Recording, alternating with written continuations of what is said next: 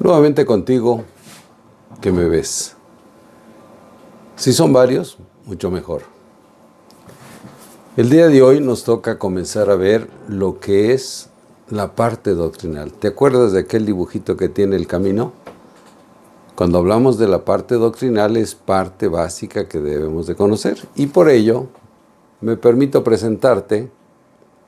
Este es el librito que mencioné del credo, escrito por el padre Raúl Orlando Lomelí, que ahorita está en el seminario, en la diócesis de San Cristóbal, y sería conveniente que lo consigas. Te va a dar mucha información muy buenísima. El padre me informó que no solamente lo escribió, lo ayudaron otros sacerdotes, pero lo que voy es que es importantísimo. Doctrina. También te hablé que hice un material, me voy a retirar un poquito para que lo puedas ver, y es este. Le puse por nombre rotafolio, que son estas dos barritas para que yo pueda tener mis hojitas. Y como dice ahí, la catequesis es un encuentro con Jesús en la reconciliación y en la Eucaristía. La primera pregunta es precisamente esa. ¿Quién me creó? Porque si tú sabes quién te creó, pues sabes quién es Dios. Pero si no te lo has preguntado o no te lo han preguntado, no vas a saber. Y la imagen que utilizo como principio para entrada es enseñar quién es la Santísima Trinidad y de ella tomar quién es Jesús. Muy importante es que tomemos, así como a la Santísima Trinidad, lo que es la Sagrada Familia. Y tú puedes hacer tus hojas y te pueden servir. ¿Por qué hojas? Porque si te pones a escribir en un pizarrón, pues el pizarrón, cada vez que lo necesites, lo tienes que escribir, y aquí no, es solo ir pasando. Esto es lo que le llamo yo colga folios. ¿Por qué? Porque puedes encontrar en cualquier lugar un lugar donde poderlo colgar. Así de sencillo.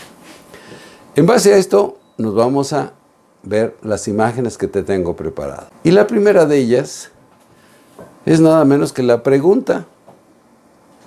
Oyes, ¿y quién me creó?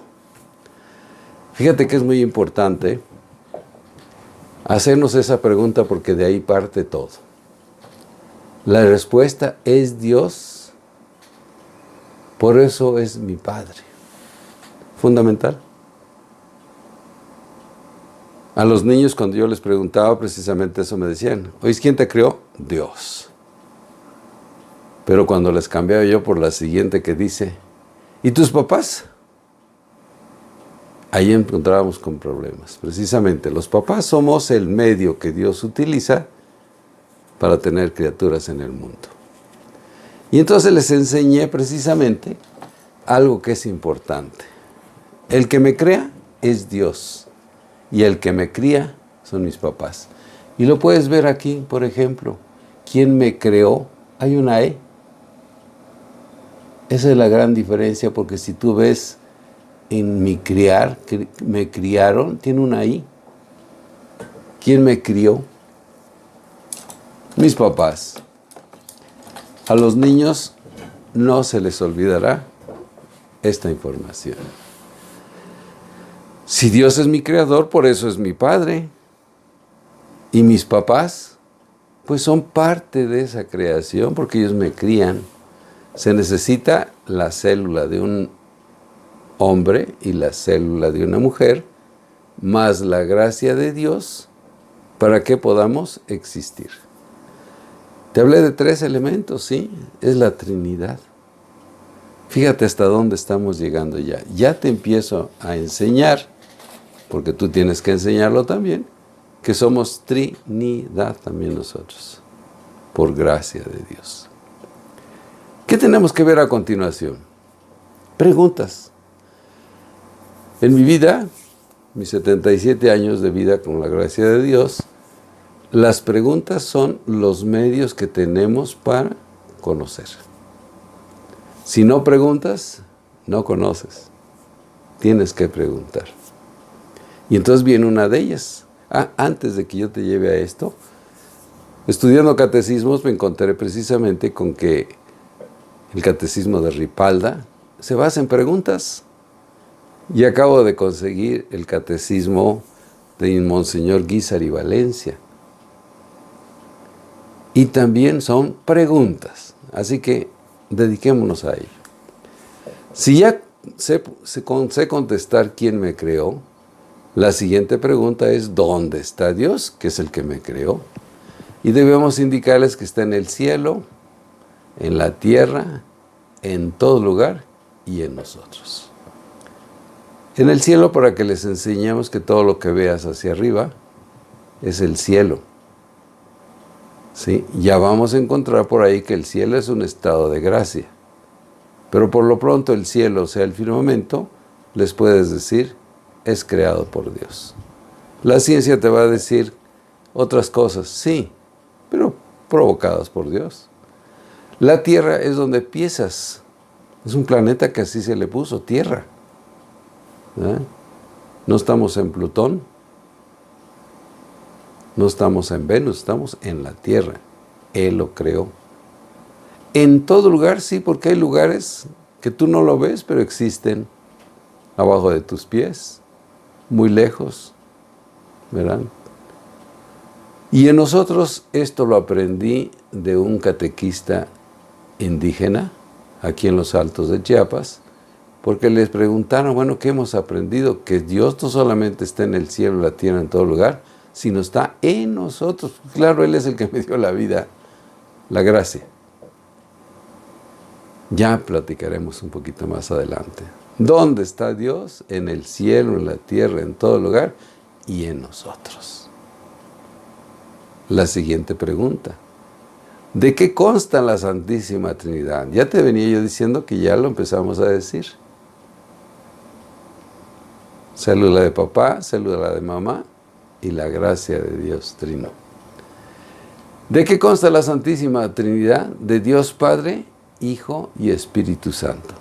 Ya está un dibujito para que puedas enfocar a los niños para que lo puedan ver. Al Padre se le pone un poquito más viejito, al Hijo se le pone un poco más joven y al Espíritu Santo se le representa con una palomita, que es algo de lo que está en el dibujo que te presenté en el colgafolio. Por tanto, la Santísima Trinidad es Dios. Sí, todo eso es Dios, para que lo vayamos entendiendo desde un principio. Como Padre, me ha creado, sí, porque con la gracia de Dios es que existimos, sin la gracia de Dios no se puede. Como Hijo, pues es Jesús. Él vino a la tierra a enseñarnos cuál es el camino correcto para que podamos llegar a Dios. ¿Por qué no dijo yo soy Dios, sino dijo yo soy el Hijo de Dios? Eso tendríamos que analizarlo un poco más adelante. A veces esto tenemos que llevarlo en las pláticas del sacramento de confirmación, para que lo podamos entender mejor. Como Hijo, me vino a enseñar. Y como Espíritu, es el amor de Dios. Él nos ama. Por amor es que estamos aquí en la tierra. Si no existiera, no es que no me ame, ¿verdad? Sino que no existo. Así de fácil. Y hay un dogma de fe que debemos siempre considerarlos. El dogma de fe son expresiones relacionadas con el Papa, quien es el que lo determina. En Dios hay tres personas distintas, Padre, Hijo y Espíritu Santo, y un solo Dios verdadero. En eso consiste la Santísima Trinidad. Conforme vayamos caminando, vamos a ir encontrando las explicaciones, pero por lo pronto debemos llevar a los niños a que vayan entendiendo estos procesos. ¿Por qué existen esos términos que tenemos en la Iglesia Católica? ¿Qué más tenemos? Esa iglesia que Jesús funda, porque fíjense que hasta que Él llegó a la tierra se fundó la Iglesia Católica, antes de la iglesia, por eso se llama historia sagrada, pues encontramos una información de que era el pueblo de Dios, los judíos nada más. Pero no se hablaba de iglesia, sino pueblo de Dios. Pero la iglesia que funda Jesús, dice, deben de acompañarse en su vida y nos habla de 7 sacramentos. Todo esto está en la Biblia. Cuando llegamos a la preparación de confirmaciones, que ya la persona ya debe tener 13, 14 años, ahí se tiene que aclarar un poco más. Ahorita para los niños es utilizar el nombre. El primer sacramento que debemos de tener, pues, es el bautismo. ¿Por qué el bautismo? Porque Dios así lo quiso. Si nos vamos a la Biblia, en Mateo capítulo 28, versículos 19 y 20, dice: y bautícenlos en el nombre del Padre, y del Hijo, y del Espíritu Santo. Y eso es lo que tenemos que hacer. Y en ese momento nos volvemos hijos legítimos de Dios. Primero somos criaturas cuando nacemos. Y cuando somos bautizados somos hijos legítimos. ¿Por qué? Porque sencillamente todos traemos el pecado original, que pues fue Adán y Eva el que los realizaron, que se llama desobediencia. Si alguien te dijo que es comer la manzana, pues no es cierto. Pudo haber sido un mango, pudo haber sido un guineo, un plátano, un durazno, pero no se trata de comida. Se trata de algo que debían de respetar y no lo hicieron. Y por consecuencia se llama desobediencia. En el momento que nos los quita, entramos en gracia de Dios. Haz de cuenta que le dieron una lavadita a nuestro espíritu. Ese es el primer sacramento y tenemos que explicárselo bien. En los dibujos que yo utilizo, normalmente le pongo al bautismo una puerta como imagen para que se lo graben. ¿Qué es el bautismo? La puerta. ¿Y qué es la puerta del bautismo? Es una cuestión metodológica para facilitar la memorización. Y ya se tiene que explicar todo lo que es el bautismo. Que yo te lo dijera aquí, pues es bastante amplio, tú tienes que documentarte, ¿verdad? Y hay mucha información, muchos videos. Si tú entras a YouTube y buscas un video que diga bautismo, y te vas a encontrar una serie de informaciones. Tómalo. Ese es el primero que debemos recibir y debería ser en los primeros 40 días de nacidos. Pero tampoco nuestra iglesia dice cuándo. Y entonces hay gentes que establecieron un tiempo de 3 años. Nuestros hermanos protestantes dicen que debe ser a los 20. Yo sugiero que debe ser en los primeros días, no recién nacido. No, hay que dejar descansar a la mamá, hay que ver que la criatura también se fortalezca, pero sí a los 40 días tal vez ya había que pensar en el bautismo, que es cuando Jesús es presentado en el templo a los 40 días. Si ya pasaste ese tiempo, entonces vendrá el de reconciliación o confesión. Ese debe ser el segundo sacramento que debemos recibir. Se habla muy poco de él. Y del tiempo también. Este sacramento de reconciliación o confesión, como normalmente se dice, en los dibujos que utilizo pongo una regadera, por ejemplo. Porque una regadera, ¿para qué te sirve? Para bañarte. Pues si todos los niños lo identifican. Pues sí, ¿para qué te bañas? Para quitarte la mugre. Pues eso es la reconciliación, pedir perdón. Señor, te pido perdón por las cosas que he hecho mal. Edad de 7 años para adelante. ¿Por qué a esa edad? Porque te va a permitir ir ubicándote en la vida. Por ahí me encontré que un obispo indicó que esto debería ser a los 12 años. En el actual tiempo es tiempo muy tardado. Los niños están muy despiertos. Antes era este sacramento a los 8 años para arriba.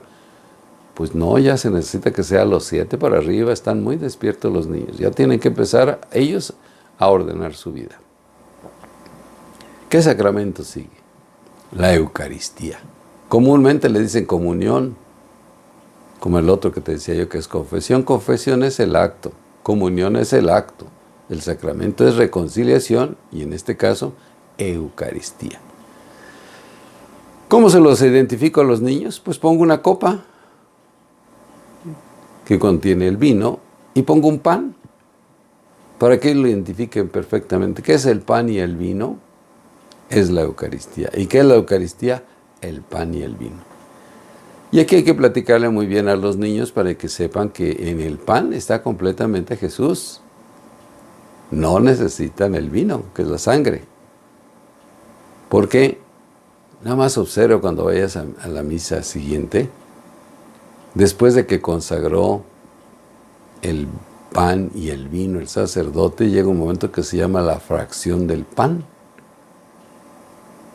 Lo parte y un pedacito lo pone en el cáliz.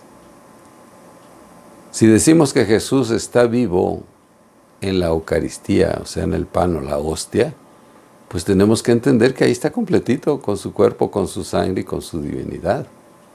Realmente no se necesita que nos den del cáliz. Si nos los dan muchas veces, según me decía un sacerdote, que es un poquito más relevante, bueno, allá ustedes. Pero basta que sepan que en la Eucaristía está completamente Jesús. Entonces, eso lo tenemos que ir entendiendo. ¿Por qué es tan sagrado la hostia ya consagrada? Porque ya está Jesús vivo allí. Y tocarlo yo, que no soy sacerdote, pues es impropio, ¿eh? Me hacía yo esa pregunta, ¿por qué no tocarlo si lo está tocando mi lengua? Porque es un signo de respeto, de ver aquello como sagrado. Y entonces tenemos que tener cuidado con las cosas que son sagradas y por eso los sacerdotes son consagradas sus manos, nosotros no. Así que ve tomando nota para que vayas cuidando esos aspectos. Cuarto, nomás regreso tantito, reconciliación y Eucaristía de los 7 años para adelante. Depende cómo esté el obispo en su diócesis para que pueda manejarse esto. Confirmación en la diócesis de San Cristóbal está establecido que es de los 14 años en adelante. Yo diría de los 13 en adelante, pero aquí en San Cristóbal, la diócesis de San Cristóbal dice literalmente 14 años. Bueno, es cuestión un poco de criterio. ¿Qué dibujo les pongo? La mitra. ¿Y sabes qué es la mitra? La mitra es lo que usa el obispo. Una especie como de gorro así, con pico. Bueno, pues ese es para que cuando yo les diga de qué sacramento se trata confirmación. Y la confirmación, ¿con qué dibujo lo relacionamos? Con la mitra. Y vemos el dibujo. La confirmación está establecido como sacramento para que, si ya fuiste bautizado y recibiste el Espíritu Santo, pero casi no te diste cuenta porque estabas muy chiquito, en la confirmación lo vuelvas a recibir. Y entonces es Dios quien te da esa fuerza que significa el amor de Dios y que tú debes de tenerlo. Y entonces la confirmación, al celebrarse entre los 13 y 14 años para adelante, es precisamente para que tú como persona aceptes a Dios en tu corazón. Pero tienes que saber quién es Dios, que es con lo que comenzamos la parte doctrinal. Nos vamos entonces al número 5. La unción de los enfermos es cuando nos ponen aceitito en la frente y en las manos, cuando estamos enfermitos. Este sacramento vamos a encontrar que tiene un poquito de problema en su aplicación. Si leemos bien, la unción es precisamente para que nos limpie y nos dé salud espiritual, fundamentalmente. Sin embargo, ahorita hay muchos que se están equivocando. Es para que yo tenga salud corporal.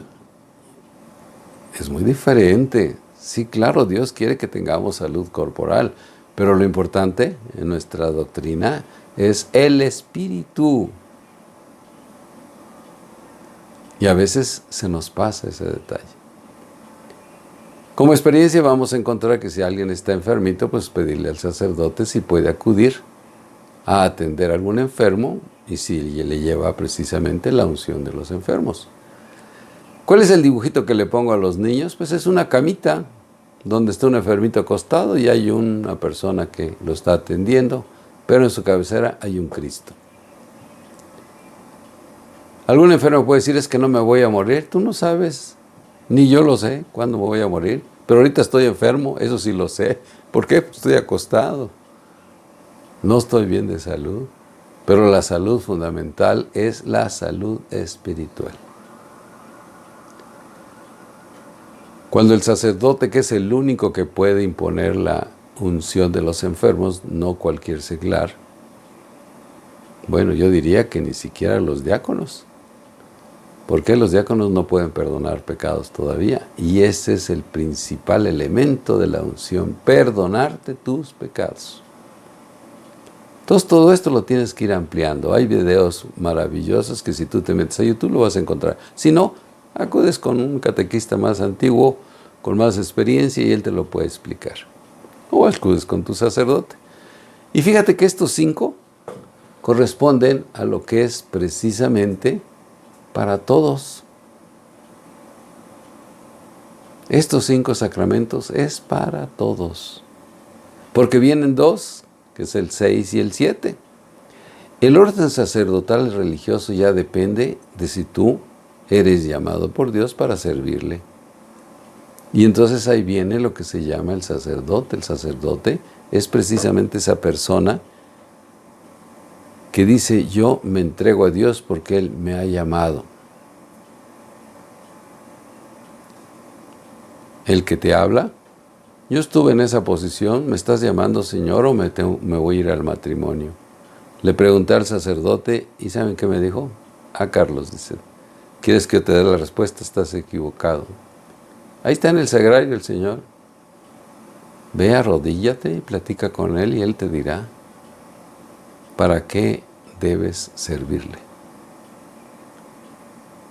¿Y a dónde me fui? Al siguiente, al matrimonio. Pero también así como el sacerdote es el que le sirve a Dios, y la religiosa o los religiosos también, pues deben de tener ellos un anillo. Si eres religiosa tienes un anillo y si eres sacerdote tienes un anillo. Y les pongo entonces como dibujo un anillo, una sortija como le llamamos. Porque el sacerdote se casa con todos. El matrimonio es para servir, no para servirse. Y el sacerdote está para servir, no para servirle.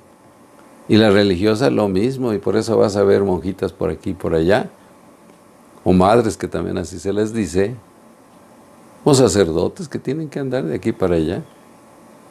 Hablar ya de este sacramento más ampliamente, pues con los jóvenes ya, con los niños todavía es darles cierta idea.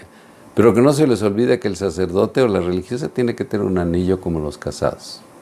Nos vamos al matrimonio. Ese sacramento del matrimonio lo identifico con 2 anillos, 2 sortijas entrelazadas. ¿Por qué? Porque Dios mismo dijo, por eso dejará a su padre y a su madre y se unirá a su esposo o su esposa y serán una sola carne. El milagro que Dios nos ha dado. Efectivamente, cuando nos casamos, dejamos de ser yo para ser nosotros. ¿Lo entenderemos? No lo hemos entendido porque no nos lo han explicado o no hemos querido entender a pesar de que nos los han explicado. El matrimonio es cuando yo me entrego a ella, yo Carlos que soy varón, y mi esposa se entrega a mí, que es mujer. Ese es el matrimonio. Las otras cosas que nos están diciendo actualmente no es matrimonio.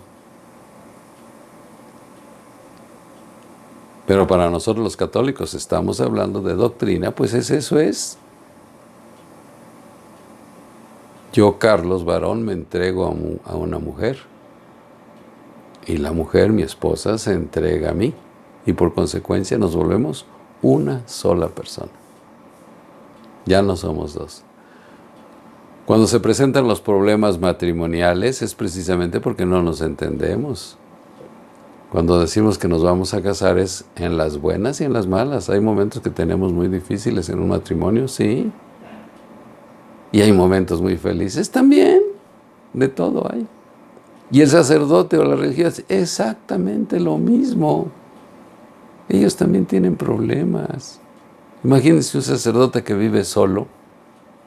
Es muy triste. Sí está Jesús con él. Sí, pero siempre se necesita otra persona humana que nos acompañe. Las religiosas exactamente. Les pasa lo mismo.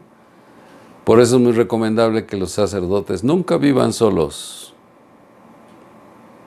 Vivan en comunidad. Pero muchos los he visto que no viven en comunidad. O no les explicaron, o no lo han sentido, y entonces empiezan los problemas. Los religiosos o religiosas normalmente viven en conventos, en casas donde están todas las monjas, o madres como se les llama, precisamente haciendo comunidad. El matrimonio es exactamente lo mismo. Y recuerda que se usa la palabra de casados, casa de dos, no más. Cuando vivimos en casa donde no solamente vive el matrimonio, ahí nos encontramos con problemas. Fíjate la cuestión doctrinal, tan sencilla, pero tan importante. Y apenas estamos dando el primer paso de lo que son la parte doctrinal. Y esos 7 sacramentos los tenemos que marcar muy bien a los niños para que sepan. En algún documento manejé una escalerita, unas gradas que van subiendo, y dice entre los primeros días del 1 al 40 debes ser bautizado. Tu reconciliación y Eucaristía lo debes recibir de los 7 años en adelante. Tu confirmación de los 14 en adelante.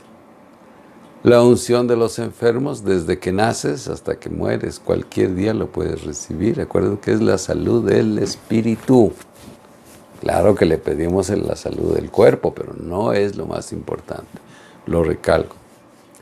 El orden sacerdotal o religioso debe ser de los 18 años en adelante. Y el matrimonio igual, de los 18 en adelante.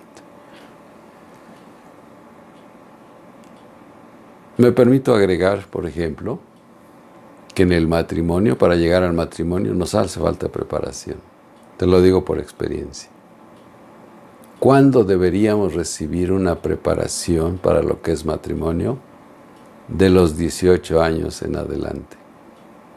Porque ahorita se les da cuando ya tienen el compromiso y que están a un mes, a poco tiempo de celebrar su matrimonio. El matrimonio tiene que ser perfectamente enseñado para que sepamos. La función del matrimonio es la procreación. No solamente la satisfacción personal. No solamente el quitarme el yugo de papá o mamá. Pero si no se los dices a los jóvenes, entonces, ¿qué va a pasar? Pues no estamos preparados para llegar al matrimonio. Fíjate qué sencillo es, pero qué importante es tener una doctrina adecuada. Hasta aquí vamos a terminar este arranque. Hemos visto quién me creó, quién es Dios y los 7 sacramentos, así muy rápido. Hay que profundizar. Pero así como hay 7 sacramentos en la iglesia, también hay 10 mandamientos de la ley de Dios que la debemos de saber de memoria, porque son guías para nuestra vida. Así como los 7 sacramentos nos acompañan, los 10 mandamientos nos sirven de guía. Bueno, ¿y eso cómo será? Pues eso es parte del siguiente video que vamos a platicar. Ahora ya estoy frente a ti. Fíjate que la cuestión doctrinal es importantísima. Si lo sabemos explicar, lo vamos a entender. Pero si no lo explicamos bien, nos vamos a equivocar. En los tiempos que estamos actualmente hay otro tipo de doctrinas o ideologías. Si tú eres papá, mamá, o eres una persona que quieres ayudar a aquellos papás y mamás que no pueden dar el catequesis a sus niños, pues te tienes que informar. Ahorita nos están metiendo lo que le llamamos ideologías, ideas. Pero que esas ideas no van en la forma que Jesús nos dice, este es el camino para que lleguen a Dios. Te están desviando. Entonces lo que tenemos que hacer es que esa parte doctrinal sea correcta. Y te lo digo a cualquier nivel, ¿eh? Puede ser un seglar como yo, puede ser un sacerdote también.